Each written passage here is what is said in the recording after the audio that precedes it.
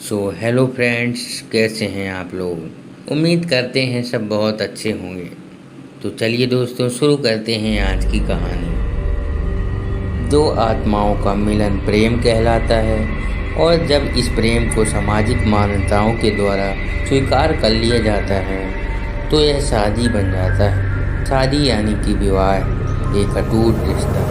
जीते जी लोग तो इसे निभाते ही हैं, लेकिन कुछ लोग ऐसे भी जोड़े हैं जो मरने के बाद भी अपने जीवन साथी का साथ नहीं छोड़ते। और ऐसी ही घटना से प्रेरित होकर हम आपके लिए एक ऐसी ही कहानी प्रस्तुत करने जा रहे हैं। पसंद आए तो वीडियो को लाइक एवं चैनल को सब्सक्राइब जरूर करिएगा। तो चलिए दोस्तों, शुरू करते हैं। सुनीता बड़ी हो चुकी थी और अब उसके माता पिता को उसकी शादी की चिंता सता रही थी। हालांकि सुनीता बहुत अच्छी लड़की थी, जिसके लिए कई अच्छे लड़कों के रिश्ते आ रहे थे, जिनको लेकर सुनीता के परिवार में विचार विमर्श चलता रहता था। एक दिन सुनीता की मौसी एक अच्छे लड़के का रिश्ता लेकर आती है। लड़के की फोटो बहुत ही सुंदर थी, जिसे देखते ही सुनीता के माता पिता मोहित हो जाते हैं और वह तय कर लेते हैं कि इसी लड़के सुनीता की शादी हम करेंगे। सुनीता को भी लड़का अच्छा लग रहा था। सुनीता की मौसी लड़के वालों को रिश्ते के लिए हाँ कर देती है और अगले ही दिन लड़के के परिवार को आमंत्रित किया जाता है, ताकि लड़का और लड़की एक दूसरे से मिलकर बातचीत कर सकें। अगले दिन जैसे ही लड़के वाले आते हैं, सुनीता की नज़र लड़के पर पड़ती है और वह पहली ही नज़र में उसे अपना दिल दे बैठती है। सुनीता के घर में लड़के वालों का जबरदस्त स्वागत किया जाता है। दोनों परिवारों के बीच में रिश्ते की बात तय होती है। दोनों की धूमधाम से शादी कर दी जाती है। शादी के बाद लड़का सुनीता को लेकर शहर से बाहर चला जाता है। शहर में वह कंपनी के मकान में रहता था। दोनों की शादीशुदा जिंदगी खुशनुमा चलने लगी। ऐसा लग रहा था मानो सुनीता को 7 जन्मों की खुशियाँ एक ही जन्म में मिल गई। एक दिन सुनीता और उसका पति फिल्म देखने थिएटर जाते हैं। दोनों पूरा दिन खूब मज़ा करते हैं, लेकिन जैसे ही वह घर लौट रहे होते हैं, अचानक एक कार सुनीता के पति को जोरदार टक्कर मार के चली जाती है। वह तुरंत अपने पति को उठाती है और उससे पूछती है कि आपको कहीं चोट तो नहीं लगी। सुनीता का पति मुस्कुराते हुए सुनीता के साथ चलने लगता है।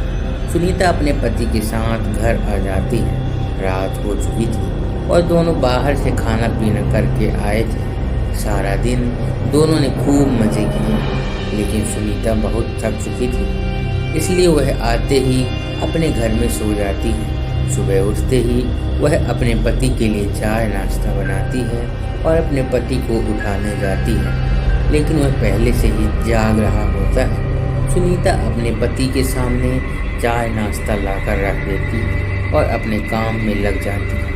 कुछ देर बाद जैसे ही सुनीता वापस आती है तो चाय और नाश्ता वैसे ही रखे होते हैं। सुनीता के पति ने उसे हाथ तक नहीं लगाया था। वह अपने पति से बोलती है, यदि आपको चाय नहीं पीनी थी तो आप मना कर देते, बर्बाद क्यों करवा दिया। सुनीता का पति कहता है, कोई बात नहीं, मेरे लिए खाना मत बनाना, आज मेरा मूड नहीं है। सुनीता का पति तैयार होकर अपने ऑफिस के लिए निकल जाता है। सारा दिन सुनीता अपने घर में काम करती है और अपने पति का इंतज़ार करती रहती है। 2 दिन गुजरते ही सुनीता के घर के दरवाजे पर कोई आवाज़ लगाता है। सुनीता दरवाज़ा खोलने जाती है। सामने उसी कंपनी का चौकीदार खड़ा था, जिसमें सुनीता का पति काम करता था। चौकीदार सुनीता से पूछता है, मैडम 2 दिन से सर ऑफिस नहीं आ रहे हैं, क्या बात है, क्या उनकी तबीयत ठीक नहीं है। मुझे मैनेजर साहब ने भेजा है। सुनीता को आश्चर्य होता है, क्योंकि उसका पति तो रोज़ तैयार होकर ऑफिस के लिए निकल जाता है, फिर वह ऑफिस कैसे नहीं पहुंचा। चौकीदार के जाते ही सुनीता अपने पति के घर लौटने का इंतज़ार करने लगी। शाम को सुनीता के पति घर आता है। वह अपने पति से पूछती है, आप ऑफिस के बहाने जाते कहाँ हैं। सुनीता का पति उसे यहाँ वहाँ की बात में घुमाकर अपने कमरे में चला जाता है। अगली सुबह सुनीता अपने घर के दरवाजे पर दूध ले रही होती है। तभी चौकीदार फिर से आ जाता है और कहता है, क्या साहब अभी तक नहीं आए? सुनीता कहती है, वह तो अंदर बैठे हैं, जाओ मिल लो। चौकीदार घर के अंदर पहुंच जाता है। वह चारों तरफ देखता है लेकिन उसे कुछ नजर नहीं आता। पीछे से सुनीता दूध लेकर आ जाती है। चौकीदार सुनीता से कहता है, कहाँ है साहब? सुनीता कहती है, अंधे हो गए हो क्या? तुम्हारे सामने ही तो बैठे हैं। लेकिन चौकीदार को सुनीता पागल लग रही थी क्योंकि सामने कोई नहीं बैठा था। दरअसल उस रात जो कार एक्सीडेंट हुआ था उसमें सुनीता के पति की जान जा चुकी थी। चौकीदार सुनीता से दोबारा कहता है, मैडम वहाँ कोई नहीं बैठा है। लेकिन सुनीता चौकीदार को चिल्लाते हुए अपने पति को जाकर पकड़ लेती है और कहती है, यह देखो, इतना बड़ा इंसान तुम्हें नजर नहीं आता क्या? सुनीता के साथ कोई दिखाई नहीं दे रहा। चौकीदार वापस लौट जाता है और कंपनी में जाकर सारी बात कह देता है। जब कई दिनों तक सुनीता का पति काम पर नहीं आता तो कंपनी की तरफ से दिया हुआ कमरा खाली करने के लिए नोटिस भेजा जाता है। सुनीता नोटिस पढ़ते ही चिंतित हो जाती है और अपने पति से कहती है, आप कंपनी में काम कर रहे हैं, फिर क्यों हमें इस घर से निकलना होगा? सुनीता का पति भूत बन चुका था लेकिन सुनीता उसे साधारण समझ रही थी। उसी शहर में एक पुराना घर था जो कई सालों से बंद पड़ा था और वहाँ कई भूत या आत्माएं रहती थी। सुनीता का पति उसे उसी घर में चलने को कहता है। सुनीता अपने पति की बातों में आ जाती है और उसके साथ जाकर वहीं रहने लगती है। सुनीता ने इंसानों से रिश्ता खत्म कर दिया और अपने पति के साथ भूतिया दुनिया में ही जीना सीख गई थी। दरअसल सुनीता अपने पति की बातों से पूरी तरह संतुष्ट हो चुकी थी। सुनीता को इस भूतिया घर में धीरे धीरे डर का एहसास होने लगता है। वह अपने पति के अंदर बदलाव देख रही थी लेकिन वह अपने पति के प्यार में इतना दीवानी थी कि उसे एहसास ही नहीं था कि वह भूत की पत्नी बन चुकी थी। कुछ दिनों बाद सुनीता के सास ससुर शहर आते हैं। सुनीता अपने पति से कहती है, मम्मी पापा का फोन आया था, वह 2 घंटे में स्टेशन पहुंच जाएंगे, उन्हें जाकर ले आना। सुनीता का पति उससे बाहर जाने का बहाना कर देता है और उसी को स्टेशन जाने को कहता है। सुनीता अपने सास ससुर को स्टेशन से जाकर ले आती है। सास ससुर आते ही अपने बेटे यानी सुनीता के पति के बारे में पूछने लगते हैं। सुनीता कहती है, वह अभी किसी काम से बाहर गए हैं, कुछ देर में आ जाएंगे। सुनीता अपने सास ससुर के आने से बहुत खुश थी। वह उनके खाने की सारी तैयारियां करने लग जाती है। लेकिन शाम होने के बाद भी जब सुनीता का पति घर नहीं आता है तो सभी चिंतित हो जाते हैं। सुनीता के पति का फोन घर में ही रखा रहता है इसलिए वह उससे संपर्क नहीं कर पा रहे थे। सुनीता के साथ उसके सास ससुर भी अपने बेटे से मिलने का इंतजार कर रहे थे। पूरी रात गुजर जाती है लेकिन सुनीता का पति घर नहीं आता। सभी परेशान होकर उसका इंतजार करते रहते हैं। सुनीता के ससुर उससे पीने के लिए पानी मांगते हैं और जैसे ही सुनीता उनके लिए पानी लेने जाती है उसे अचानक उल्टियाँ होने लगती हैं। सुनीता को उल्टी करता देख उसकी सास उसके पास आकर उसका हाल चाल पता करती है। बुजुर्गों का अनुभव विज्ञान से भी अधिक माना जाता है इसलिए सुनीता की सास उसे तुरंत बता देती है, लगता है तुम माँ बनने वाली हो बेटी। सुनीता माँ बनने की बात सुनते ही मुस्कुराने लगती है। सुनीता यह बात अपने पति को बताने के लिए उतावली हो रही थी लेकिन उसके इंतजार की घड़ियाँ बढ़ती जा रही थी। देखते ही देखते 5 दिन गुजर चुके थे लेकिन सुनीता का पति अभी तक घर नहीं आया। तभी तीनों पुलिस थाने में शिकायत दर्ज कराने जाते हैं। पुलिस वाले सुनीता से कहते हैं, 5 दिनों से तुम्हारा पति गायब है लेकिन तुम्हें अब याद आ रहा है।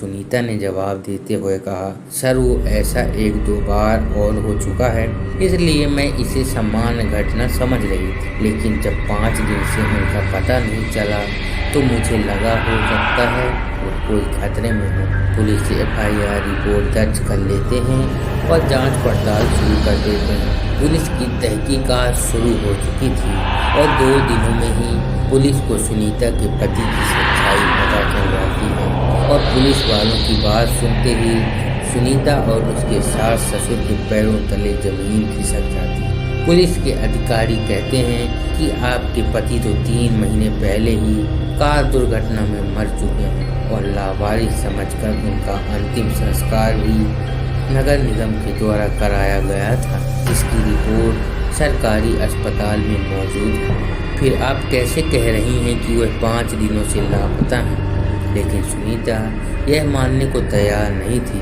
क्योंकि वह अपने पति के साथ 3 महीने से दाम्पत्य जीवन गुजार रही थी और उसी के चलते वह गर्भवती भी हो चुकी थी। सुनीता पुलिस से अपने बच्चे का जिक्र करती है। जैसे ही पुलिस को यह बात पता चलती है कि उस मर चुके इंसान का बच्चा सुनीता के गर्भ में है, तो वह सुनीता से कहते हैं, आप बच्चे का चेकअप करवा दीजिए। उसके DNA रिकॉर्ड से हमें पता चल जाएगा कि यह बच्चा आपके पति का है और उसके मरने के बाद यह आपके गर्भ में कहां से आया। तभी आपकी बात पर सभी को भरोसा होगा। पुलिस वालों को सुनीता के चरित्र पर शक था, इसलिए वह इस परीक्षण की मांग कर रहे थे। सुनीता को सरकारी अस्पताल लाया जाता है और वहां बच्चे का परीक्षण किया जाता है और जैसे डॉक्टरों के पास बच्चे की रिपोर्ट आती है तो उनके पसीने छोड़ जाते हैं, क्योंकि बच्चा साधारण नहीं था। वह 2 महीने का था, लेकिन उसका विकास 8 महीने के बच्चे के बराबर हो चुका था और अगले ही महीने वह जन्म लेने वाला था। डॉक्टरों के लिए अपने आप में यह ऐतिहासिक बात थी कि 4 महीने में कैसे कोई बच्चा जन्म ले सकता है। डॉक्टर सुनीता के हालात के बारे में विचार कर ही रहे होते हैं कि अचानक सुनीता के पेट में दर्द बढ़ने लगता है। डॉक्टर सुनीता के इतने जल्दी बिगड़ते हुए हालातों को समझ नहीं पा रहे थे। सुनीता को आपातकालीन कक्ष में लाया जाता है।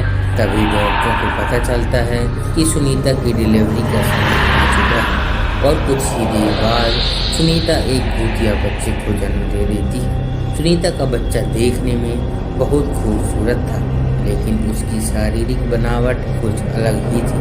उसके दांत जन्म के साथ ही निकले थे और उसकी आंखें लाल थी।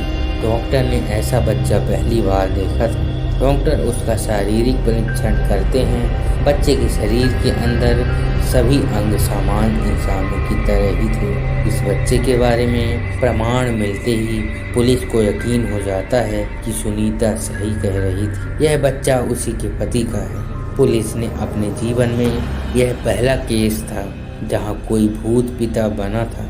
सुनीता को अपने पति की मौत की खबर पर यकीन नहीं था, लेकिन सभी के कहने पर उसने यह मान लिया था कि उसका पति अब इस दुनिया में नहीं है।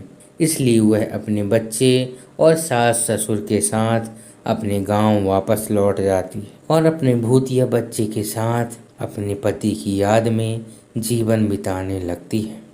तो दोस्तों, आज की कहानी बस इतनी ही। मिलते हैं किसी नई वीडियो के साथ।